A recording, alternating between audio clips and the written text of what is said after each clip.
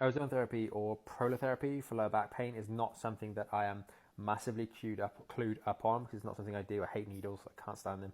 They make me faint. So not something I'm going to be doing. But I do know of people that have had it and others that I actually studied with that do it. And my very, very simple understanding, please bear in mind this could be wrong, is that it's kind of used to help tighten up the ligaments that are a little bit lax in the lower back. So you inject it and it kind of creates a reaction which kind of stiffens those ligaments back up. And there's a rationale maybe that, and those of you watching this that know a bit more about it than me, comment below, please do.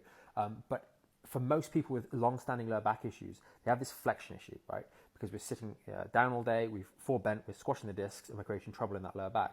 And we get that instability that occurs.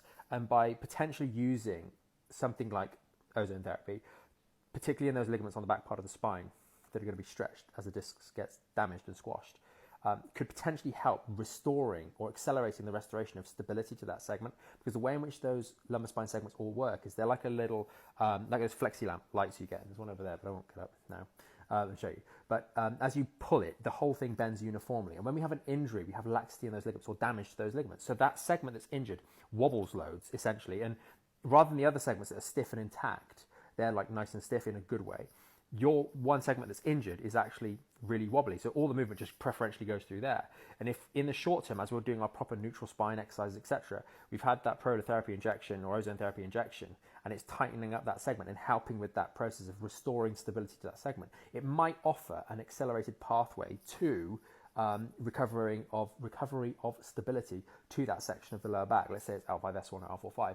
The only problem I've had is if my assumptions and very simplistic understanding of how that works is correct, it's very, very upsetting to hear that patients are prescribed that therapy, which is arguably supposed to do that, and then they're told to do things like knee hugs, which makes zero sense whatsoever. So, I don't know, a couple of things there. Hopefully it's helpful.